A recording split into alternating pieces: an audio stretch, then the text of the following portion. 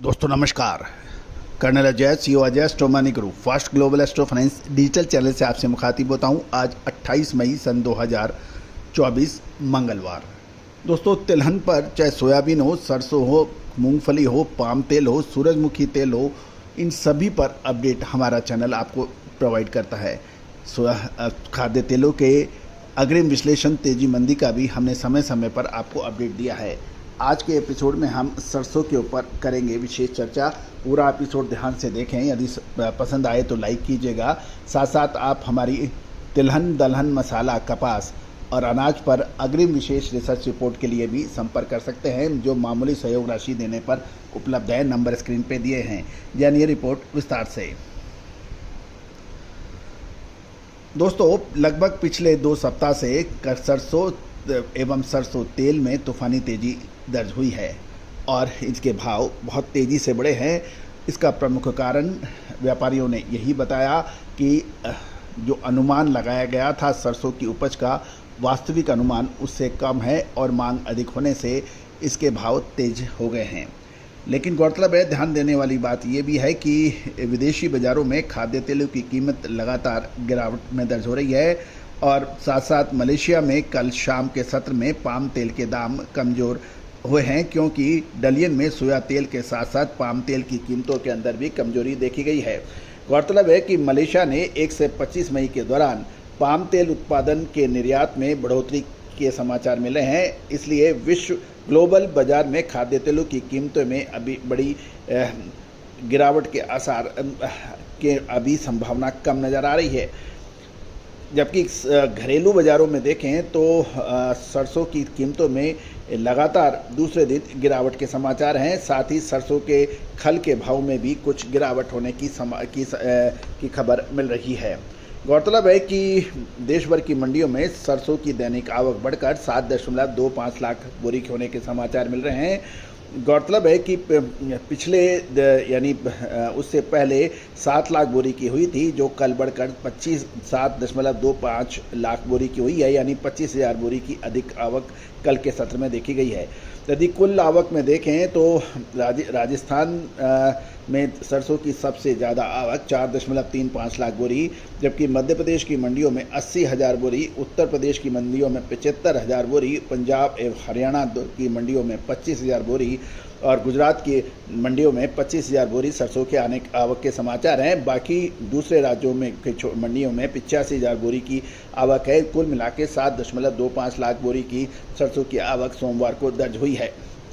गौरतलब है कि यदि हम अंतर्राष्ट्रीय बाज़ारों में देखें, bursa Malaysia derivative exchange BMD पर अगस्त डिलीवरी के पाम तेल का वायदा अनुबंध 13 रिंगिट की गिरावट आकर भाव 3872 के भाव हो गए हैं।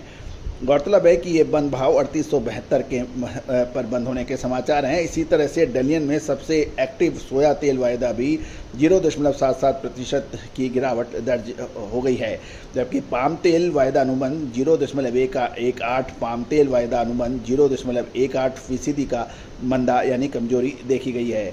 गौरतलब है कि 1 से 23 मई के दौरान मलेशिया पाम तेल निर्यात में बढ़ोतरी का अनुमान जारी किया है। साथ साथ पाम तेल का व्यापार की मुद्रा रिंगिट डॉलर के मुकाबले 0.1% मजबूत होने के भी समाचार मिले हैं। गौरतलब है कि सोमवार को सरसों की दैनिक आवक में बढ़ोतरी दर्ज हो गई है और ये पिछले सत्र से 25,000 बोरी प्लस आई है। गौरतलब है कि पिछले सप्ताह सरसों के दाम तेज थे, जिसके कारण स्टॉकिस्टों की बिकवाली बढ़ी। गौरतलब है कि चालू सीजन में सरसों का उत्पादन उद्योग के अनुमान से कम होने की आशंका जताई जा रही है और भाव तेज होने के साथ ही गर्मी बढ़ने के कारण सरसों तेल की घरेलू डिमांड सामान्य की तुलना में कम हो सकती है। गौरतलब है कि सरसों की तेजी का प्रमुख कारण हमारी नज़र के अंदर हमारी जो रिसर्च टीम है उसके अनुसार जून महीने के मध्य में रमज़ान की खरीदी भी शामिल है। गौरतलब है कि सरसों के तेल पर तेजी या मंदी इंपोर्टेड खाद्य तेलों के भाव पर भी होगी निर्भर। जयपुर में सरसों तेल कच्ची घानी एक्सप्लेयर की कीमतों में सोमवार को गिरावट दर्ज हुई और कच्ची धानी सरसों तेल के भाव 5 रुपये कमजोर होकर 1163 रुपये प्रति 10 किलो के होने के समाचार हैं। जबकि सरसों एक्सप्लोरर तेल के दाम 5 रुपये घटकर 1153 रुपये प्रति 10 किलो रह गए हैं। जयपुर में सोमवार को सरसों खल के दाम भी 20 रुपये कमज़ोर होकर 2855 रुपये प्रति क्विंटल के बताए जा रहे हैं। तो दोस्तों, सरसों का अब एक निर्णायक मोड़ पे आ गई है। हमारी गणनाएं और विश्लेषण ये कहती है कि सरसों के अंदर बहुत अधिक बड़ी तेज़ी की संभावना कम नज़र आ रही है और समय से मुनाफा वसूल करना उचित रहेगा। दोस्तों, आप भी सरसों, सोयाबीन, मूंगफली, तिल, इन सभी की विशेष रिसर्च रिपोर्ट के लिए अग्रिम संपर्क कर सकते हैं, जो कि हमारी रिसर्च सहयोग राशि अदा कर आप तक पहुंचाई जा सकती है। दोस्तों, नंबर स्क्रीन पे है। तेज़ी आने के बाद तेज़ी और मंदी आने के बाद मंदी कहने से कभी किसी व्यापारी, इंडस्ट्रियलिस्ट, उद्योगपति को फ़ायदा नहीं हुआ है।